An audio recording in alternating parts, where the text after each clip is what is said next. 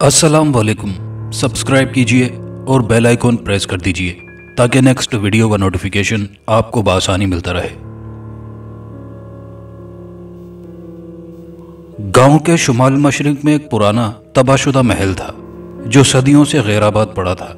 दिन के वक्त यह महल सिर्फ एक खंडर नजर आता था, लेकिन रात की तारीकी में यहाँ से अजीब हौलनाक आवाजें आती थी। गांव के लोग कहते थे कि उस महल में आज़ेब का बसेरा है। उस जगह का जिक्र आते ही हर एक के चेहरे पर खौफ की एक झलक आ जाती थी। महल के बारे में सबसे ज्यादा मशहूर कहानी थी कि यहाँ एक शख्स रहता था जिसने अपनी रूह शैतान के हाथों फरोख्त कर दी थी और अब उसकी रूह इस महल में कैद है। गांव के नौजवान अक्सर महल के करीब जाने की हिम्मत करते, लेकिन कोई भी अंदर जाने की जुर्रत न करता।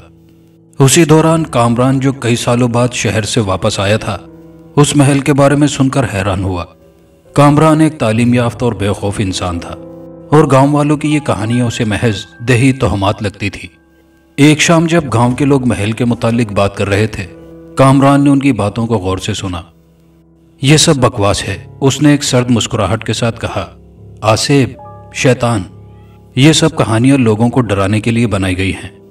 एक बूढ़ा आदमी जो गांव का सरदार था खामोशी से कामरान की तरफ देख रहा था। तुम ये कहानियां मजाक में ले सकते हो, लेकिन जो लोग महल के अंदर गए हैं वो कभी वापस नहीं आए। कामरान हंसा और कहा, मैं कल रात वहां जा रहा हूं और मैं तुम्हें दिखाऊंगा कि वहां कुछ भी नहीं है। गांव वालों ने उसे मना करने की कोशिश की, लेकिन कामरान का इरादा पक्का था। वो अपनी बहादुरी और अकलियत पसंदी को साबित करने के लिए तैयार था। रात का वक्त आया और हवा में सर्दी बढ़ने लगी। कामरान ने अपनी टार्च, एक छोटा खंजर और एक पुरानी किताब जो उसने शहर से खरीदी थी लेकर महल की तरफ रवाना हो गया। महल के करीब पहुंचकर हवा तेज हो गई और दरख्तों की शाखें अजीब आवाजें पैदा करने लगी। महल के दरवाजे पर पहुंचते ही कामरान ने एक अजीब सा एहसास महसूस किया, जैसे कोई उसे दूर से देख रहा हो। मगर वो बेखौफ आगे बढ़ा और दरवाजा खोला। दरवाजा चीखते हुए खुला और महल के अंदर की ठंडक ने उसे अंदर खींच लिया।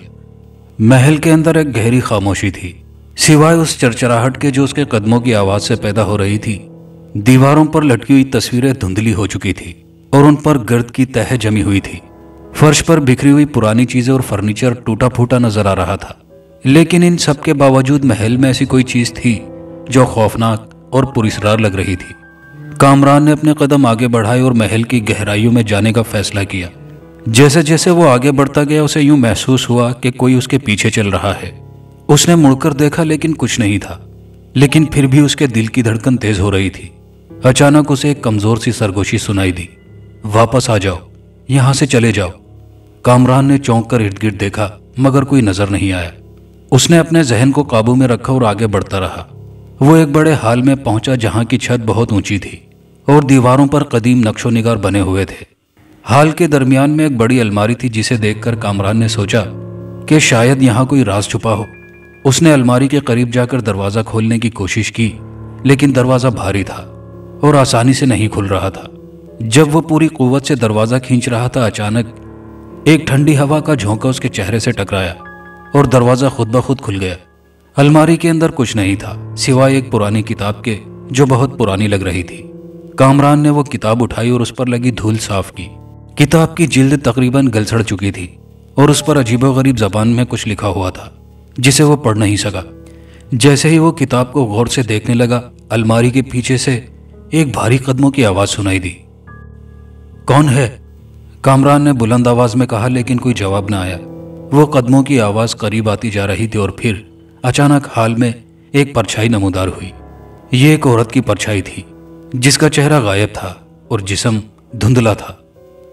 तुम यहां क्यों आए हो? परछाई ने धीमी आवाज में कहा। कामरान की जुबान रुक गई, लेकिन फिर उसने हौसला किया और कहा, मैं यहाँ के राज जानने आया हूँ और देखना चाहता हूँ कि यहाँ क्या है जिससे लोग डरते हैं। औरत की परछाई एक लम्हे के लिए खामोश रही। फिर उसने कहा, यहाँ से चले जाओ, वरना तुम भी उनमें शामिल हो जाओगे। यहाँ हमेशा के लिए कैद हैं। कामरान ने एक कदम पीछे हटाया, लेकिन फिर अपने खौफ को काबू करते हुए बोला, मैं सच जानना चाहता हूँ, मुझे कोई नहीं रोक सकता। औरत की परछाई ने गहरी सांस ली और फिर गायब हो गई। कामरान ने फौरन अपने कदम आगे बढ़ाए और महल के और भी गहराई में जाने का फैसला किया। वो सीढ़ियों से ऊपर चढ़ने लगा और हर कदम पर उसे यूं महसूस हो रहा था कि दीवारों से आंखें उसे घूर रही हैं। जब वो एक बड़े कमरे में पहुंचा तो वहां एक कदीम तख्त था जिस पर कोई बैठा हुआ था। कामरान ने अपने कदम रोके और गौर से देखा। तख्त पर एक बूढ़ा शख्स बैठा हुआ था जिसका चेहरा झुर्रियों से भरा था और आंखों में अजीब सी चमक थी। तुम कौन हो? कामरान ने पूछा। बूढ़े ने मुस्कुराकर कहा, मैं वो हूं जो इस महल का वारिस है, लेकिन मैं यहां अपने अख्तियार से नहीं हूं। कामरान ने हैरत से पूछा, तुम्हारा क्या मतलब है? बूढ़ा बोला, मैं भी तुम्हारी तरह कभी बहादुर था, सच जानने के लिए यहां आया, लेकिन इस महल में आने वाला कभी वापस नहीं जाता। यह महल तुम्हारी रूह खा लेता है। कामरान के दिल में खौफ की लहर दौड़ गई, लेकिन उसने बूढ़े की बातों को सच मानने से इनकार कर दिया। वो जानता था कि बहुत सी बातें महज अफवाहों पर मबनी होती हैं, और वो खुद को भी इस गहरे खौफ से निकालना चाहता था जो इस वक्त उस पर हावी होने की कोशिश कर रहा था। यह सब तुम्हारी बनाई हुई कहानी है। कामरान ने बूढ़े की तरफ देखते हुए कहा, मैं यहां से निकलने वाला हूं और तुम्हारे कहे पर यकीन करने वाला नहीं हूं। बूढ़े ने एक पुरस्कार मुस्कुराहट के साथ सर हिलाया। तुम खुद को बहादुर समझते हो? यह महल किसी की बहादुरी को नहीं मानता। यहां से जो भी अंदर आता है वो वापस नहीं जाता। उसकी आवाज में गहरी उदासी छुपी हुई थी। कामरान ने कोई जवाब नहीं दिया और फौरन पीछे मुड़कर दरवाजे की तरफ चलने लगा। जैसे ही वो दरवाजे के करीब पहुंचा, दरवाजा खुद ब खुद जोर से बंद हो गया। उसने दरवाजा खोलने की कोशिश की, मगर दरवाजा किसी गैर मरई ताकत के कब्जे में था जो टस से मस ना हुआ।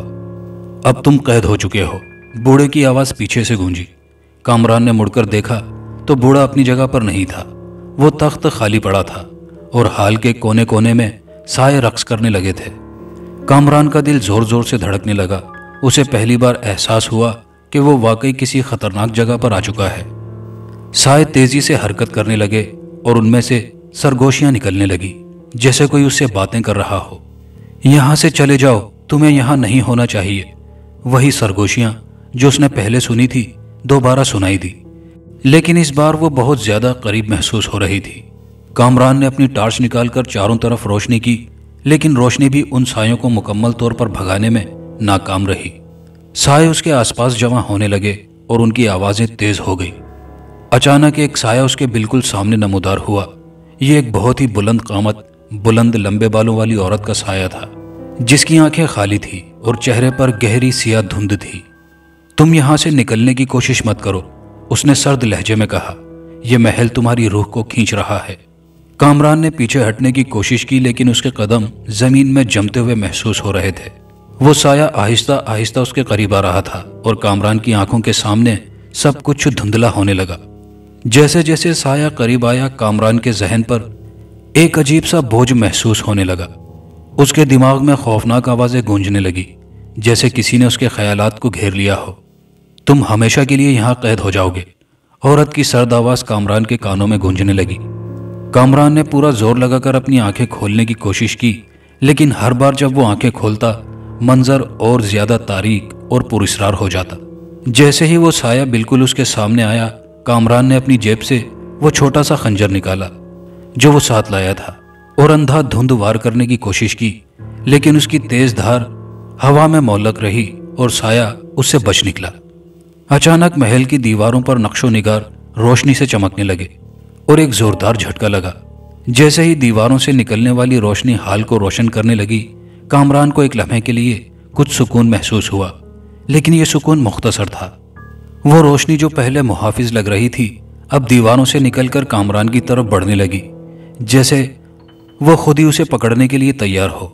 वो रोशनी निहायत तेज और चुभती हुई थी, जिसमें एक गैर मामूली ताकत छुपी हुई थी। कामरान के दिल की धड़कन और तेज हो गई। उसने दोबारा खंजर को हाथ में मजबूती से पकड़ा और उस रोशनी की तरफ वार किया, लेकिन खंजर के वार से कुछ नहीं बदला। रोशनी उसके इर्द गिर्द लिपट गई और उसके जिस्म को घेरने लगी। अचानक हाल में जोरदार चीख की आवाज गूंजी। ये वही बूढ़ा शख्स था जो एक बार फिर नमूदार हो चुका था, लेकिन इस बार उसका चेहरा बिगड़ चुका था। यह महल तुम्हारी जिंदगी और रूह दोनों खा जाएगा। बूढ़े की गूंजदार आवाज ने पूरे हाल को लर्जा दिया। तुमने अपने आप को बचाना है। एक गैर मरई आवाज ने कामरान के दिल में उम्मीद की चिंगारी जगा दी। यह किताब ही तुम्हें इस जगह से बचा सकती है, इसे खोलो। कामरान को फौरन वो पुरानी किताब याद आई जो उसने अलमारी से उठाई थी। उसने जल्दी से जेब में से किताब निकाली और उसे खोलने की कोशिश की।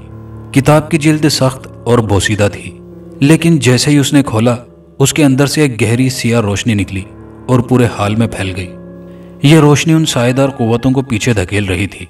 और फिर कामरान ने महसूस किया कि महल की ताकत कमजोर पड़ रही है। किताब के औराक पर लिखी तहरीरें अब चमकने लगी और एक गैर मरई आवाज उससे कह रही थी, यह आखिरी मौका है, इन अल्फाज को बुलंद आवाज में पढ़ो। कामरान ने किताब के अल्फाज पढ़े। जैसे ही उसने वो अल्फाज अदा किए, महल लरजने लगा और एक जोरदार धमाके के साथ वो तमाम साए और रोशनी खत्म हो गई। कामरान जमीन पर गिर गया, सांसें बेकाबू हो रही थी। जब उसने दोबारा आंखें खोली, महल की खौफनाक तारीकी खत्म हो चुकी थी।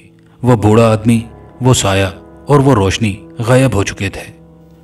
महल अब एक आम खंडर की मानिंद था, जैसे यहां कभी कुछ नहीं हुआ था। कामरान ने फौरन महल से बाहर निकलने का फैसला किया। वो भागते हुए महल के दरवाजे तक पहुंचा और बगैर किसी मुजाहिमत के दरवाजा खुल गया। बाहर चांदनी रात में हवा ताजा थी और कामरान ने गहरी सांस ली। वो महल से बचकर बाहर निकल आया था, लेकिन उसकी रूह पर उन खौफनाक लम्हों का असर हमेशा के लिए नक्श हो चुका था। महल की लानती ताकतें हमेशा के लिए खत्म हो चुकी थी, लेकिन कामरान को इस बात का इल्म था कि कुछ राज हमेशा राज ही रहते हैं और उनका सामना करने की कीमत बहुत भारी हो सकती है। गांव वालों ने जब कामरान को दोबारा जिंदा देखा तो वो हैरान थे। किसी को यकीन नहीं था कि कोई महल के अंदर जाकर वापस आ सकता है। कामरान ने कभी किसी को उस रात के वाकयात के बारे में कुछ नहीं बताया, लेकिन उसकी आंखों में वो खौफ हमेशा के लिए नक्श हो चुका था जो महल ने उस पर छोड़ा था।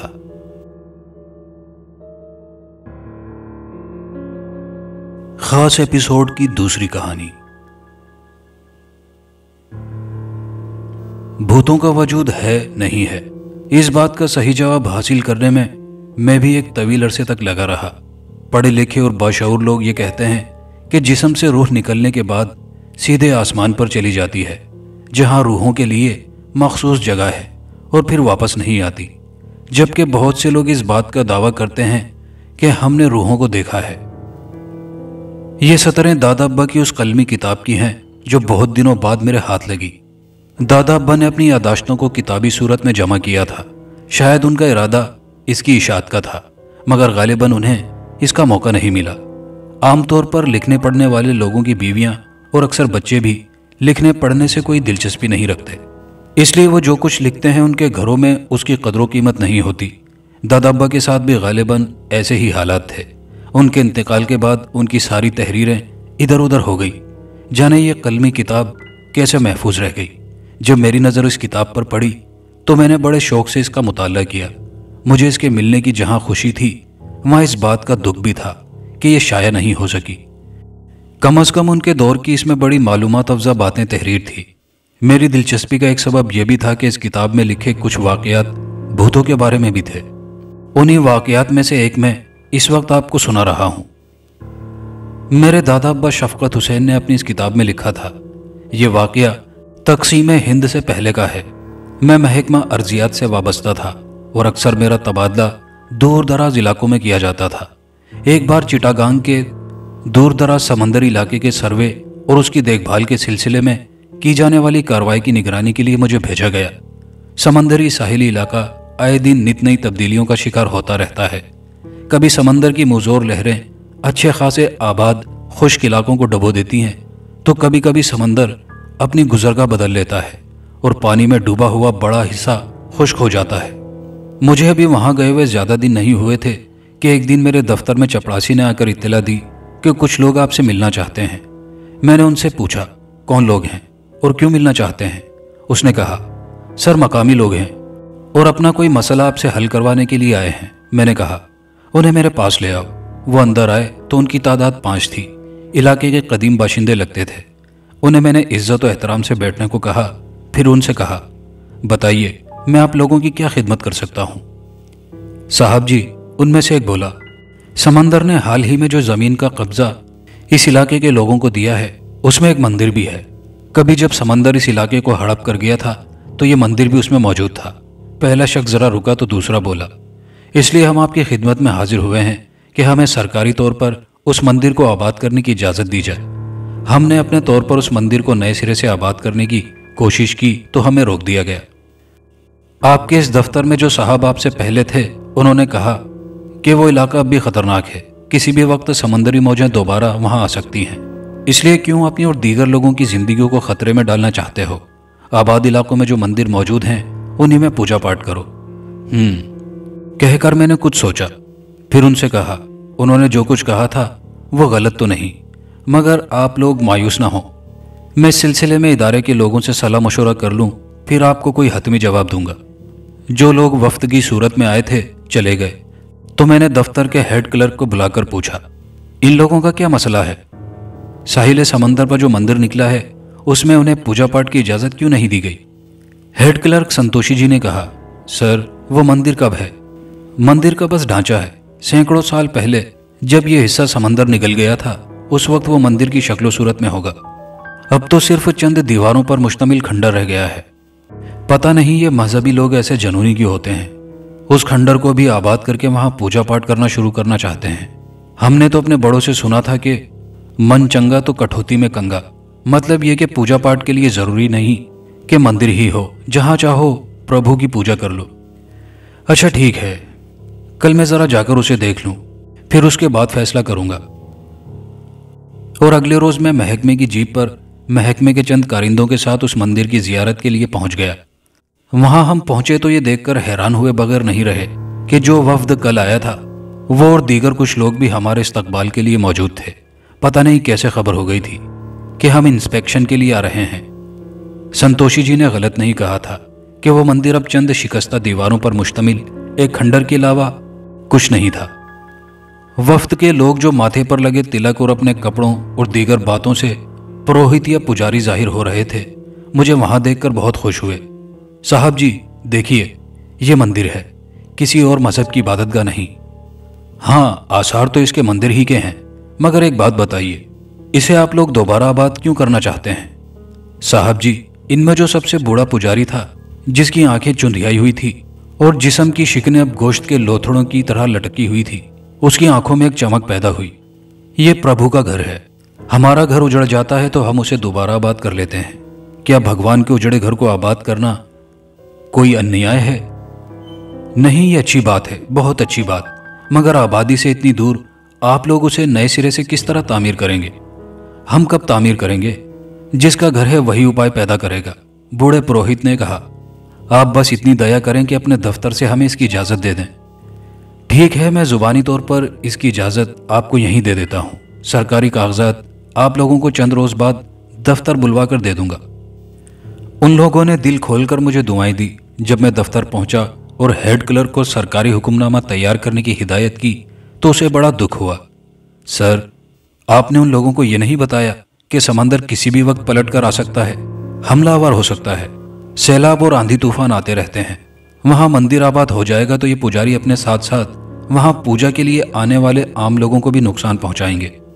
अरे भाई, मैंने उन्हें हर तरह समझाया था, मगर उनका कहना है कि समंदर अपना जो रास्ता छोड़कर आगे चला जाता है फिर सैकड़ों बरस उधर पलट कर नहीं आता, उसकी पेशकदमी किसी और तरफ होती है। मेरा ख्याल है कि उनका ऐसा सोचना भी गलत नहीं। जबकि एक और बात भी है, मैंने संतोषी जी से कहा, मेरी जगह मुझसे पहले जो साहब थे वो हिंदू थे, जबकि मैं मुसलमान हूं। उनके मंदिर की तामीर रोकने पर तो किसी ने कुछ नहीं कहा, मगर मेरे इनकार पर उनका रुख दूसरी तरफ भी मोड़ा जा सकता है। मेरी बातें सुनकर हेड क्लर्क ने ज्यादा बहस नहीं की। गालिबन वो भी मेरी पोजीशन को समझता था। मैं अक्सर फुर्सत के औकात में चिटागांग शहर की सरकारी लाइब्रेरी पर चला जाता था। वहां बैठकर मुताला करता और कुछ किताबें पढ़ने के लिए भी ले आता था। मुताला मेरी बहुत बड़ी कमजोरी थी, जबकि इस शौक ने मुझे लिखने लिखाने की तरफ भी माइल कर दिया था। मुलाजमत के सिलसिले में दूर दराज के सफ़र के दौरान मुझे नित नई मालूमात हासिल होती थी जो मुझे लिखने और कलम बंद करने पर उकसाती थी।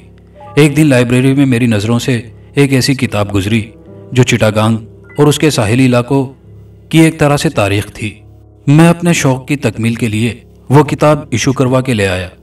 उस किताब में जहां चिटागांग के बारे में बड़ी पुरानी तारीखी बातों का जिक्र किया गया था, वहां चिटागांग और उसके साहिली इलाकों के बारे में कुछ रिवायती बातें भी तहरीर की गई थी जिनकी तारीखी हैसियत कोई नहीं जानता था, और सीना ब सीना सुनी सुनाई बातें जो मुसन्निफ तक पहुंचती थी तहरीर कर दी गई थी। ऐसी ही बातों में सैकड़ों साल पहले कुछ साहिली इलाकों के समंदर में गर्क हो जाने की बातें भी लिखी थी। गर्क हो जाने वाले इलाकों में एक इलाका विक्रमपुर भी था, जो विक्रम आश्रम नाम के मंदिर की वजह से बहुत मशहूर था। ये साहिली इलाकों में वाहिद मंदिर था जो हिंदू धर्म की तरवीज व इशाअत में बड़ा अहम किरदार अदा करता था। मंदिर बहुत आलीशान था। उसके मीनार और उसकी बुर्जें दूर दूर से नजर आती थी। उस मंदिर की सबसे अहम बात उसके पुजारी और पुरोहित थे। उन्होंने विक्रमपुर को अमन शांति का गहवरा बना रखा था। विक्रम आश्रम में पूजा पाठ के लिए आने वालों को ये पुरोहित इस बात की तलकीन करते और तालीम देते थे कि मनुष्य की सेवा ही सबसे बड़ी पूजा है। सबसे बड़ा धर्म मनुष्य जाति से प्यार करना है, प्रभु को राजी रखना है, तो उसकी संतान में बसने वाले तमाम लोगों से मोहब्बत करो। विक्रम आश्रम की तालीम और तरबियत के नतीजे में विक्रमपुर की पूरी आबादी पर भगवान की दया और रहम की गोया हर वक्त बारिश बरसती थी। फसल बहुत अच्छी होती थी। कुओं से ठंडा और मीठा पानी निकलता था। मवेशियों से दूध, दही, घी की फरावानी थी। विक्रम आश्रम में जो दानपन किया जाता था, पुरोहित और पुजारी उस इलाके के माजूर मजबूर लोगों में तकसीम कर दिया करते थे। मगर वक्त गुजरने के साथ साथ वहां आहिस्ता आहिस्ता तब्दीली आने लगी। बूढ़े पुरोहितों और पुजारियों के देहांत के बाद जैसे जैसे नए पुजारी और पुरोहित आते गए, उन्होंने विक्रम आश्रम के पुराने कायदे कानून बदलना शुरू कर दिए। ये लोग अपने इल्म और विक्रम आश्रम की सेवा की वजह से अपने आप को आम लोगों से अफजल और आला समझने लगे। मंदिर के दानपन को उन्होंने अपनी जात पर खर्च करना शुरू कर दिया। गरीब और माजूर लोगों की इमदाद बंद कर दी। मंदिर में पूजा के लिए आने वाले साहिब हैसियत लोगों को अहमियत दी जाने लगी। गरीबों और मफलूकुल हाल अफराद को झिड़क कर भगा दिया जाता कि साफ सुथरे और शरीफ लोगों के लिबास में पूजा करने आओ। विक्रमपुर और विक्रम आश्रम के दरमियान आहिस्ता आहिस्ता फासला बढ़ने लगा। जो बड़े बूढ़े थे वो इन हालात पर मातम करते थे और कहते थे, अगर विक्रम आश्रम ने अपना रवैया नहीं बदला तो प्रभु के अजाब से नहीं बच सकेंगे। लेकिन विक्रम आश्रम के पुरोहितों और पुजारियों ने ऐसी बातों पर तवज्जो नहीं दी, अपनी मनमानी करते रहे और आखिरकार वही हुआ जो अंजामेकार होना था। आहिस्ता आहिस्ता आश्रम के दानपन में कमी आते आते एक वक्त ऐसा आया कि बिल्कुल ही इसका सिलसिला बंद हो गया।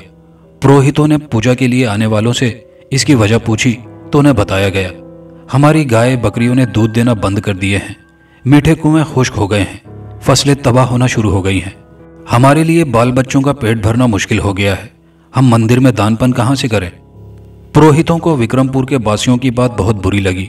उन्होंने कहा, दानपन लेकर ना आने वालों को मंदिर में दाखिल होने नहीं दिया जाएगा। उसके बाद वो दिन भी आ गया जब विक्रम आश्रम पुजारियों से महरूम हो गया। विक्रमपुर के रिहायशी समंदर में स्नान के बाद सूरज देवता की पूजा करके घर वापस चले जाते और फिर एक दिन समंदर का गैज़ो गज़ब क़यामत बनकर विक्रम आश्रम पर गिरा और उसके साथ ही विक्रमपुर भी गर्क कर दिया। गेहूं के साथ जिस तरह घुन भी पीस दिए जाते हैं, उसी तरह विक्रम आश्रम के साथ विक्रमपुर भी समंदर में गर्काब हो गया। मुसन्निफ ने लिखा था कि किसी तारीख की किताब में इस किस्म का कोई वाक़या मुझे नहीं मिला। यह महज रिवायात है। सैकड़ों बरस पहले समंदर ने अपने साहिल पर आबाद एक इलाके को हड़प कर लिया था। सर, हुक्मनामा तैयार कर लिया गया है। हेड क्लर्क ने एक दिन मुझसे यूं कहा, जैसे उसने कोई फर्ज नागवार किया हो। आप दस्तखत कर दीजिए। मगर संतोषी जी, ये जरा सा काम करने में आपने कई दिन क्यों लगा दिए? हेड क्लर्क पहले जरा हिचकिचाया, फिर कहा, सर, बात दरअसल यह है कि मैं इस बात का इंतजार कर रहा था कि शायद आपकी राय बदल जाए और आप ये खतरनाक फैसला बदल दें। वो जरा रुका, फिर बोला, अव्वल तो उस मंदिर की तामीर न उन लोगों को बड़ी महंगी पड़ेगी। उस मंदिर के खंडर से आबाद इलाका बहुत दूर है। वहां से जाने और तामीरी सामान ले जाने में उन्हें नानी याद आ जाएगी। संतोषी जी, मैंने हेड क्लर्क से कहा, आपने कहा था ना कि मजहबी लोग बड़े जुनूनी होते हैं। मजहबी अकीदत के पेश नज़र वो ये सारा कष्ट सह लेंगे। खैर छोड़िए, ये उनका अपना मसला है। आप उन्हें खबर भिजवा दीजिए कि वो आकर इजाज़तनामा ले जाएं। और फिर 2 दिन बाद वही वफ्द मेरे दफ्तर में मौजूद था। बस उसमें वो बूढ़ा पुरोहित मौजूद नहीं था। मैंने उन्हें सरकारी इजाज़तनामा दिया तो उनकी खुशी की कोई इंतहा नहीं थी। साहब जी, हमें हरगिज़ उम्मीद नहीं थी कि आप हमारे साथ ये हमदर्दाना सलूक करेंगे, एक पुरोहित ने कहा।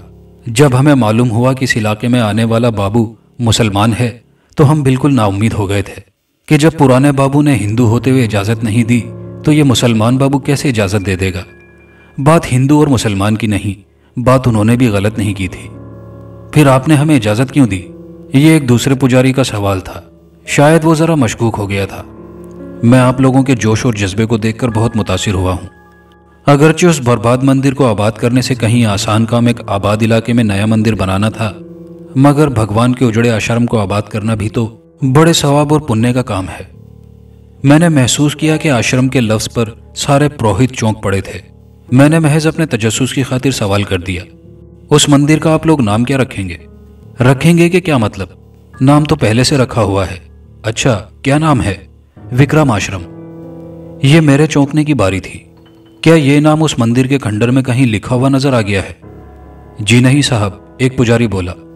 हमने अपने पुरखों से सुना है कि उनके पुरखों का कहना है कि किसी जमाने में समंदर ने अपने साहिल पर मौजूद एक अजीमुशान मंदिर विक्रम आश्रम को निगल लिया था, जो उसे कभी हजम नहीं होगा। एक ना एक दिन समंदर उसे उगल देगा, और यह मंदिर वही विक्रम आश्रम है जो अब समंदर ने उगल दिया है। कई दिनों के बाद मैं इन बातों को भूल भाल कर अपनी जिम्मेदारियों में मसरूफ हो गया था। मुताले के बाद मनाजिर कुदरत से लुत्फानंदोज होना मेरा दूसरा दिलचस्प मशगला था। समंदर की मुस्तरिब मौजों को देखना, तुलू होते हुए गुरूब होते हुए सूरज को देखना मुझे बहुत अच्छा लगता था। एक दिन गालिबन पूर्णमासी की रात थी। चांद अपने पूरे आबोताब से चमक रहा था। चांदनी रातों में समंदर की मौजें किसी आशिक की तरह बेकरार और बेताब होती हैं। मैंने ये बात सुन रखी थी, इसलिए सोचा आज की रात साहिल समंदर पर जाकर समंदर की बेताबी का नज़ारा करूं। इसलिए चुपके से उठा और अपनी सरकारी जीप लेकर साहिल की तरफ चल पड़ा। और उस वक्त तो रुका जब कोई लालटेन लिए सामने खड़ा नजर आया। मैंने गाड़ी रोकी और उतरकर देखा तो वही बूढ़ा पुरोहित नजर आया। आइए बाबूजी आइए, उसने मुझे मुखातिब करते हुए कहा। शायद आप ये देखने आए हैं कि मंदिर का काम शुरू हुआ या नहीं। अब मैंने ध्यान दिया कि मैं तो विक्रम आश्रम के पास खड़ा हूं। मैं पुरोहित के साथ आगे बढ़ा तो देखा कई लोग तामीरी काम में मसरूफ थे। नहीं पुरोहित जी, मैंने बूढ़े पुजारी से कहा, मैं तामीर का काम देखने नहीं, मैं तो इस पूर्णमासी की रात में समंदर की बेचैन लहरों को देखने आया हूं। अच्छा अच्छा, बूढ़ा पुजारी मुस्कुराया। पता नहीं बाबूजी, समंदर की इस बेचैनी का क्या भेदभाव है, क्यों पूर्णमासी की रातों में इतना बेकल हो जाता है। उसने जरा देर रुककर एक ठंडी सांस ली, फिर बोला, यहां से इस तरह खड़े होकर समंदर की बेचैन मौजों का सही तरीके से नजारा नहीं कर सकेंगे। आइए, मैं आपको मंदिर के उस बुर्ज पर पहुंचा देता हूं। उसके ऊपर से समंदर को दूर तक देख सकेंगे। मंदिर का यह बुर्ज खासा बुलंद था। ऊपर जाने के लिए सीढ़ियां थी। बूढ़ा नीचे से लालटेन की रोशनी सीढ़ियों पर डालते हुए बोला, जरा देखकर कदम रखिएगा, कुछ सीढ़ियां गायब हैं। मैंने देखा तो वाकई थोड़े थोड़े फासले पर एक आधी सीढ़ी की जगह खला नजर आया और मैं बेहद मोहतात तरीके से ऊपर चढ़ता चला गया। सीढ़ियों के इख्तिताम पर एक कमरा था। कमरे में एक चारपाई थी और उस पर चादर तकिया रखा था। मैं चारपाई पर बैठ गया। इस बुलंदी से चांदनी में नहाया हुआ समंदर दूर तक नजर आता था। मैं जल्द ही हर तरफ से बेखबर होकर समंदर की पछाड़े खाती मौजों के नज़ारे में गुम हो गया। ताहद्दे निगाह समंदर में बेचैनी और इस्तराब की कैफियत थी। वाकई क्या भेदभाव है, यह तो आलमुल गैब ही बेहतर जानता है। चांदनी रात का समंदर से क्या रिश्ता है, मैं सोचने लगा। सोहनी महिवाल की तरह कोई रोमानी कहानी समंदर से भी वाबस्ता तो नहीं? कभी पूर्णमासी की रात में इश्क मोहब्बत की कोई रोमानी कहानी, ट्रेजेडी इख्तिताम पर तो ख़त्म नहीं हो गई थी। बहुत देर बाद मैं अपने ख्यालात से चौंका था। अब सुबह के आसार नमूदार हो रहे थे और मुझे नींद के झोंके भी आने लगे थे। मैं चुपके से मंदिर के बुर्ज से उतरा और अपनी जीप पर बैठकर अपने क्वार्टर की तरफ चल दिया। आते वक्त ना बूढ़े पुरोहित पर मेरी नजर पड़ी, ना चांदनी रात में काम करते हुए राज मुझे कहीं दिखाई दिए। अगले रोज दफ्तर में मैंने हेड क्लर्क से पूछा, संतोषी जी, मंदिर की तामीरी नौ का काम कहां तक पहुंचा? सर, ये इतना आसान काम तो नहीं, अभी तो यूं समझिए इब्तिदा भी नहीं हुई है। मैंने वहां आधी रात को जाने और तामीरात का काम होते हुए देखने का कोई जिक्र नहीं किया। दफ्तर से उठने के बाद मुझे लाइब्रेरी जाना था, मगर जाने क्यों मैंने अपनी जीप का रुख समंदर की तरफ मोड़ दिया और मंदिर के करीब गाड़ी जाकर रोकी। देखा कि बैलगाड़ियों से तामीराती सामान थोड़ा थोड़ा उतारा जा रहा है। मुझे देखकर चंद पुरोहित जिनको मैं पहचानता था मेरे करीब आ गए। बाबूजी, अब भगवान की कृपा से हमने मंदिर को बनाने का इरादा कर लिया है। प्रभु ने चाहा तो जल्दी इस काम की शुरुआत हो जाएगी। मगर कल रात जो मैंने यहाँ तामीरात का काम होते देखा था, वो कौन कर रहा था? क्या कल रात आप इधर आए थे? हाँ, महाराज ना सिर्फ यहाँ आया था, बल्कि बड़े पुरोहित जी ने बुर्ज पर चढ़कर समंदर की बेकल मौजों का नजारा भी करवाया था। ये आप क्या कह रहे हैं साहब? सबने गोया यकजबान होकर कहा। मैं जो कुछ कह रहा हूँ वो बिल्कुल सच कह रहा हूँ, बल्कि बाहोशो हवास कह रहा हूँ। कल रात मैं पूरनमाशी की चांदनी रात का लुत्फ लेने के लिए यहाँ आया था। बड़े पुरोहित जी ने मेरा गर्मजोशी के साथ स्वागत किया था। मैंने उस वक्त चांदनी में चंद एक राज को काम करते देखा था। पुरोहित जी को जब मालूम हुआ कि मैं बेकल मौजों का नजारा करने आया हूं, तो उन्होंने कहा, साहिल से खड़े होकर मौजों को क्या देख सकेंगे, आप मंदिर के बुर्ज पर चढ़ जाएं। ऊपर से समंदर दूर तक नजर आएगा। और मैं आहिस्ता आहिस्ता ऊपर चला गया। वो लालटेन की रोशनी नीचे से दिखाते रहे। मैं अपनी बात खत्म करके खामोश हुआ तो उनमें से एक बोला, जरा मंदिर के उस खंडर को देखिए और बताइए, कोई नई ईंट भी नए सिरे से लगाई गई है? मैंने उधर एक सरसरी निगाह डालकर कहा, ताजुब है। इस वक्त तो वाकई ऐसा कोई आसार नहीं कि यहां तामीर का कुछ काम हुआ हो। और दूसरे पुजारी ने कहा, जरा उस बुर्ज की तरफ तो इशारा कीजिए जिस पर चढ़कर आपने समंदर की बेकल मौजों का नजारा किया था। मैंने बुर्ज की तरफ देखा तो चकरा कर रह गया। बुर्ज क्या, बुर्ज की बाकियात का भी कोई अता पता नहीं था। बस खंडर की कैफियत जाहिर करती हुई दीवारें, टूटी फूटी दीवारें नजर आईं। ताजुब है, मैं इससे ज्यादा कुछ न कह सका। और आप बड़े पुरोहित जी की बात कर रहे हैं जिन्होंने आपका स्वागत किया, आपको मंदिर की बुर्ज पर चढ़कर समंदर की मौजों का नजारा करने की दावत दी और लालटेन की रोशनी दिखाकर ऊपर जाने में मदद की। एक और पुरोहित ने पूछा, जी हाँ, ऐसा ही हुआ था, बिल्कुल ऐसा ही हुआ था। मगर साहब जी, जिस दिन यहाँ पहली बार आए थे उसके अगले ही रोज बड़े पुरोहित का देहांत हो गया था। वो बेहद खुश थे कि उनकी इच्छा अब पूरी हो जाएगी, विक्रम आश्रम नए सिरे से तामीर हो जाएगा। और शायद इस खुशी में वो हम सबको रोता हुआ छोड़कर चले गए।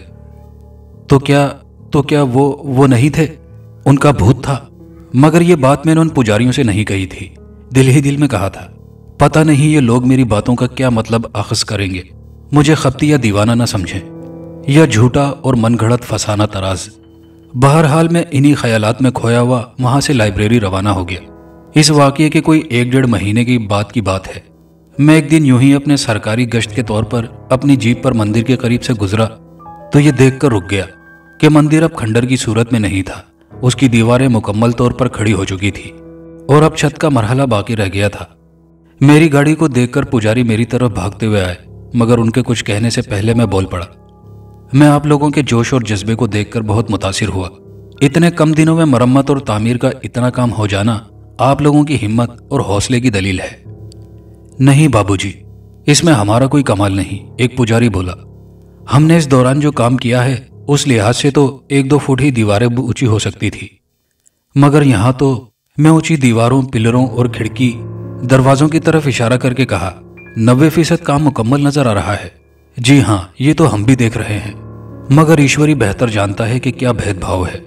हमारे राज्य दिन भर में अगर 1-2 ईंट रख पाते हैं, 1-2 इंच ही ऊपर बढ़ा पाते हैं, मगर अगले रोज हम आकर देखते हैं तो 2-4 फुट बुलंद दीवारें नजर आती हैं। वो खामोश हुए तो दूसरे पुजारी ने बात आगे बढ़ाई। उस रोज आपने कहा था कि रात मैंने यहाँ कुछ राजमिस्त्रियों को काम करते देखा था। हमने उस वक्त समझा शायद आप नशे की हालत में हैं, इसलिए ऐसी बातें कर रहे हैं, मगर अब हमें आपकी बातों में सच्चाई नजर आने लगी है। यकीनन रात को यहाँ कुछ लोग आकर हमारे मुश्किल काम को आसान कर जाते हैं। वो लोग कौन हो सकते हैं? मैंने उनसे सवाल किया। आपकी तरह हमें भी इस बारे में कुछ मालूम नहीं, अलबत्ता आपने बड़े पुरोहित जी के बारे में भी कहा था। अगर ये उनकी आत्मा थी तो रात को काम करने वाले भी जीते जागते मनुष्य नहीं, आत्माएं ही हो सकती हैं। मैं जो रूहों या भूतों के बारे में असल हकीकत जानने का मुतलाशी था, इस वाकये के बाद ये सोचने पर मजबूर हो गया कि अल्लाह के कब्जा कुदरत से कुछ बैद नहीं। शायद किसी मसलिहत से वो कुछ रूहों को दोबारा इस दुनिया में कुछ मुद्दत के लिए भेजता है, जिन्हें हम कभी रूह, कभी बदरूह या भूत कहते और समझते हैं।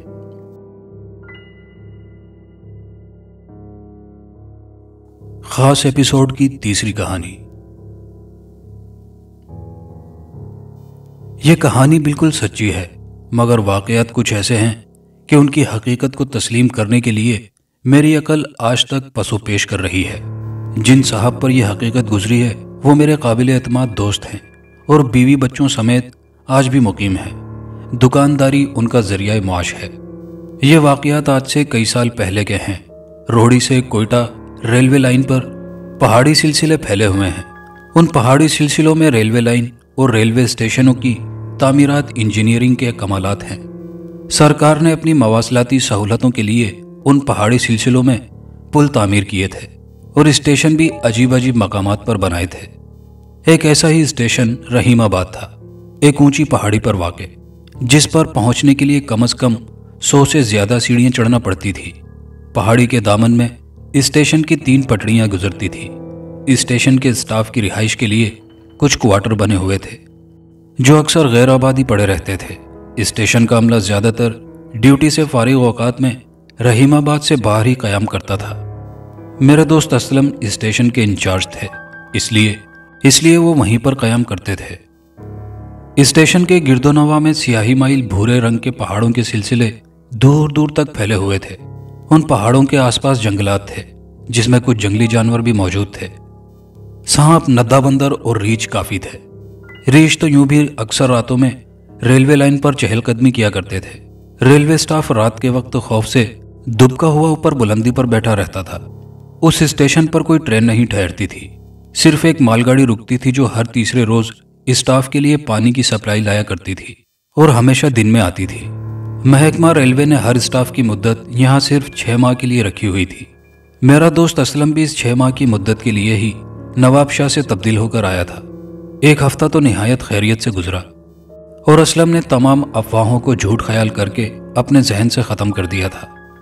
एक रात वो अभी जाग ही रहा था कि अपने क्वार्टर के दूसरे कमरे में किसी के पाँव की आहट महसूस हुई, जैसे कोई कमरे में चल फिर रहा हो, मगर नजर कुछ नहीं आता था। असलम बहुत ही खौफजदा हो गया।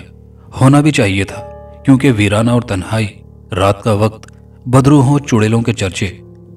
लेकिन उसने हौसले से काम लिया। हालांकि उसका खौफ से बुरा हाल हो रहा था, मगर वो क्वार्टर से भागा नहीं, डटा रहा कि देखें और क्या सामने आता है। कुछ देर बाद कमरे से मिली जुली निस्वानी आवाजें आने लगी और देखते ही देखते ऐसा महसूस होने लगा कि जैसे कमरा आवाजों से भर गया हो, गोया बहुत से लोग बोल रहे हों।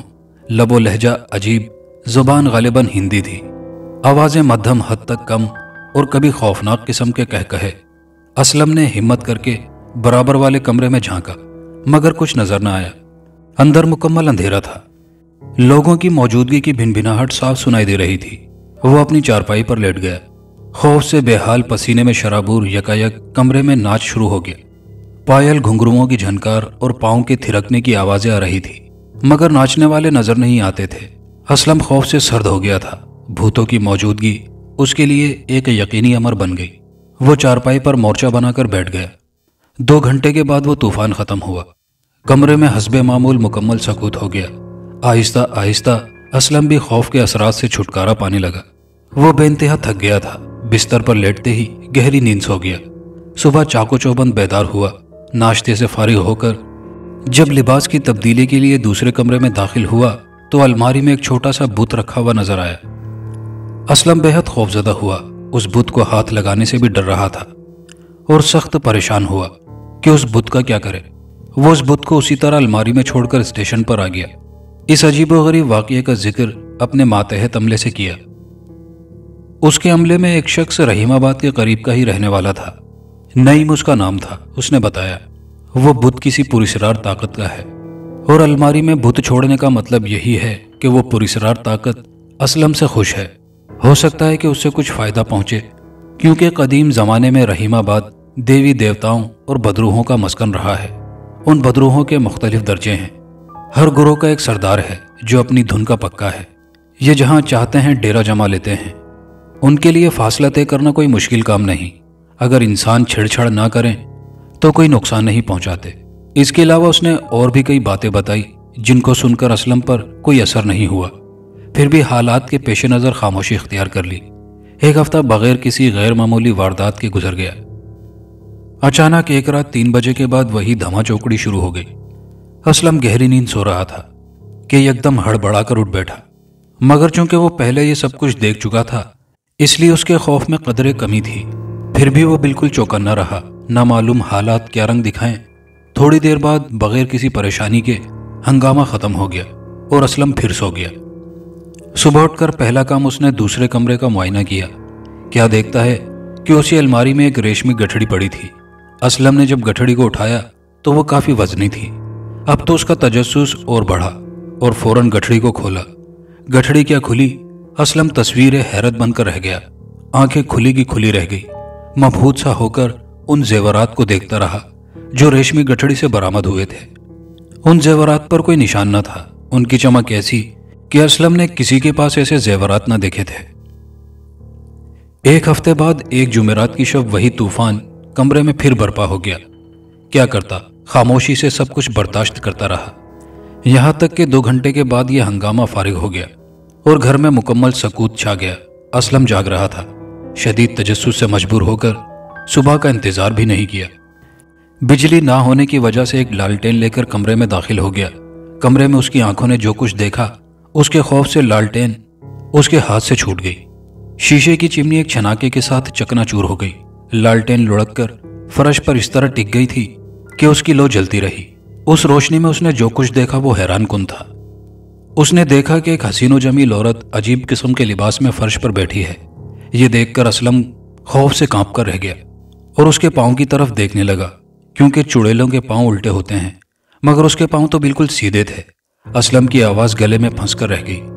घबराओ नहीं असलम, वो औरत बोली। उसकी आवाज ऐसी थी जैसे घंटियां बज रही हों। सरदार ने मुझे तुम्हारी खिदमत के लिए भेजा है और मेरी ख्वाहिश है कि मैं तुम्हें सरदार से मिलाऊं। सरदार मुझ पर बहुत मेहरबान है। उसने बेशुमार खुफिया इल्म से मुझे नवाजा है। उस इल्म की ताकत बहुत ज्यादा है। कुछ देर के बाद वो असलम का हाथ मजबूती से पकड़कर पहाड़ियों में उड़ी जा रही थी। रात में नजर कुछ भी नहीं आ रहा था। असलम ने महसूस किया कि जैसे उसके जिस्म में जान न रही हो। आंखें बंद थी, दिमाग माफ था। कुछ ही लम्हे बाद वो औरत एक तारीक जगह पर उतर गई। फिर असलम को लेकर एक तारीक गार में दाखिल हो गई। अंधेरे गार में वो ऐसे चल रही थी जैसे दिन की रोशनी में इंसान चलता है। कुछ फासला तय करने के बाद एक सिमत से रोशनी नमूदार हुई और फिर मुकम्मल रोशनी हो गई। हर चीज साफ और वाज़ेह नजर आ रही थी। गार क्या था? पहाड़ों में कटा हुआ जैसे बड़ा कमरा था। दीवारों पर नक्शो निगार और देवी देवताओं के मुजस्समे कंधा थे। कमरा खुशबू से महक रहा था। पत्थरों से तराशा हुआ एक बड़ा सा चबूतरा बना हुआ था। उस चबूतरे के सामने असलम को खड़ा कर दिया गया। उस चबूतरे पर एक निहायत करीहुन नजर इंसान नुमा मखलूक बैठी हुई थी। उसकी शक्ल उस पत्थर की मूर्ति से मिलती जुलती थी जो असलम को अलमारी में मिली थी। उस खौफनाक देव की आंखें बिल्कुल गोल और सुर्ख हो रही थी। असलम ये मंजर देखकर कांपने लगा। वो औरत चबूतरे के करीब अपना सर झुकाए दो जानों होकर बैठी थी। वो देवनुमा इंसान निहायत मकरू तरीके से असलम को देखकर हंसे जा रहा था। उसकी सुर्ख आंखों में कमीनगी सी नजर आती थी। जब वो हंस हंस कर थक गया तो असलम से बोला, ए इंसान, हम तेरे दुश्मन नहीं दोस्त हैं। असलम पर लर्जा तारी था। बमुश्किल उसने कहा, जी मैं समझा नहीं। तो उस देव ने एक झुरझुरी ली जैसे कोई कड़वी गोली निगल रहा हो। तो गौर से सुन, वो देव निहायत मकरू लहजे में बोला, मैंने ये दासी तुझको दान कर दी है। मैंने इसको हमेशा के लिए इंसानी जिस्म दे दिया है। तो इसको ले जा। ये अब सिर्फ और सिर्फ इंसान रहेगी। इसकी सारी मख्फी ताकतें अब जायल हो जाएंगी और ये तेरी जीवन साथी बनकर रहेगी। असलम की जबान खौफ से गुंग जरूर थी, मगर जहन कुछ कुछ काम करने लगा था। वो डरते डरते बोला, सरदार, मैं मुसलमान हूं। किसी दूसरे धर्म की औरत को दासी नहीं बना सकता। वो देव सर हिलाकर बोला, हमारा ऐसा ही काम है। ये दासी तेरे धर्म पर चलेगी और सारी जिंदगी तेरे कदमों में रहेगी। असलम के दिल से काफी हद तक खौफ कम हो गया था और हवास भी बहाल हो गए थे। सरदार, असलम ने बहाना बनाया, मुझे कल तक की मोहलत चाहिए। मुझे इसको साथ ले जाने का इंतजाम करना है। ठीक है, सरदार कहने लगा, कल ये तेरे पास आएगी और अगर तूने वादा खिलाफ इंसानों जैसी चालाकी या धोखा किया तो याद रख, मैं तुझे नर्क में पहुंचा दूंगा। समझा तू? ये सुनकर असलम के पसीने छूट गए। फिर हवा का एक तेज झोंका आया जैसे बगुला आता है। असलम ने बेवजनी की सी कैफियत महसूस की। उस पर एक अजीब सी मदहोशी तारी हुई और साथ ही उसकी आंखें बोझल होकर बंद हो गईं। मगर दूसरे लम्हे वो अपने कमरे में था। रात आधी से ज्यादा बीत चुकी थी। उसने सोने की बहुत कोशिश की, मगर नींद उसकी आंखों से गायब हो चुकी थी। दूसरे दिन का ख्याल जहन को परेशान किए हुए था। नस नस में खौफ सरायत कर गया था। जरा जरा सी आहट पर चौंक कर बिस्तर पर उठ बैठता। आखिर असलम इस फैसले पर आकर पक्का हो गया कि यहां से भाग जाएगा और इस मुसीबत से निजात मिल जाएगी। जब मैं यहां से चला जाऊंगा तो वो मकरू मेरा कुछ नहीं बिगाड़ सकेगा। कभी उसे उन जेवरात से खौफ आने लगता कि कहीं कोई नया अजाब खड़ा ना हो जाए, और कभी मुस्तकबिल के हसीन ख्वाब उन जेवरात से जन्म लेना शुरू कर देते। दूसरे दिन उसने रुखसत की रिपोर्ट करके अपने नाइब को चार्ज कर दिया और रावलपिंडी के लिए रवाना हो गया। वो रेशमी बंडल भी सूटकेस में साथ था। अभी वो स्टेशन की बिल्डिंग से बाहर निकला ही था कि उसी औरत ने सामने आकर रास्ता रोक लिया। भाग के कहाँ जाओगे बाबू? वो औरत गुस्से से बोली। मैं तो तुम्हारे सूटकेस में बैठी हूं, तुमको तो मैं पाताल से भी निकाल लाऊंगी। असलम तो जैसे जमकर रह गया, पांव उठते ही नहीं थे, जबान बंद, आंखें हैरत से खुली हुई। खौफ की एक सर्द लहर जिस्म पर तारी हो गई। वो खामोशी से उसको देखे जा रहा था। फिर उसने सोचा कि खैरियत इसी में है कि खामोशी से उसको साथ ले आए। रावलपिंडी पहुंचकर ज्यादा वक्त जाया किए बगैर अपने चंद दोस्तों से मशवरा किया, जिनकी राय यह थी कि तुम उस औरत को साथ रखो ताकि उसकी किसी शरारत से तुमको नातलाफी नुकसान ना हो, और अगर निकाह में लाकर उस देव की बातों की तस्दीक भी कर ली जाए तो कोई हर्ज नहीं है। 3 दिन बाद दोस्तों ने खुफिया तौर पर मामूली इंतजामात करके निकाह भी करवा दिया। काजी को पुरस्रार हालात से बिल्कुल बेखबर रखा गया था। सबने जाहिर यही किया कि बेसहारा गैर मजहब औरत है जो इस्लाम कबूल करके शादी की ख्वाहिशमंद है, और असलम ने यह इजहार करना पसंद किया है। इसलिए बगैर किसी दुश्वारी के साथ सारे काम पाया तकमील को पहुंच गए। असलम ने घर पर एक हाफिज कुरान को रख लिया जो उसकी बीवी को उर्दू और कुरान की दीनी तालीम देता। असलम ने कुछ ही माह बाद मुलाजमत छोड़ दी और दुकानदारी शुरू कर दी। दुकानदारी में उसे इतना फायदा हुआ कि वो चंद ही साल में करोड़पति बन गया। उसकी बीवी बहुत अच्छी और दीन इस्लाम से वाकिफ हो गई। वो निहायत ही वफादार शरीके हयात साबित हुई। उसके 2 बेटे भी हुए जो अच्छे ओहदे पर फाइज हैं। उसकी बीवी ने कभी अपने साबिका हालात से असलम को रूशनास न किया, बल्कि असलम का तो ये कहना है वो शायद अपना माजी भूल चुकी है। शुरू में कभी कभी कोई हरकत उसकी बीवी से सरजद हो जाती थी, मगर आहिस्ता आहिस्ता वो भी खत्म हो गई। आज वो एक खुशहाल जिंदगी बसर कर रहे हैं। जिंदगी की हर आसाइश उनके पास है और गुजरे वाकयात किस्सा पारीना बनकर रह गए हैं। दोस्तों, कहानी अच्छी लगी हो तो वीडियो को लाइक शेयर जरूर कीजिएगा, कमेंट बॉक्स में अपनी राय का इजहार कीजिएगा, और चैनल पर नए आने वाले दोस्तों से गुजारिश है कि चैनल को लाजमी सब्सक्राइब कर लीजिए। शुक्रिया।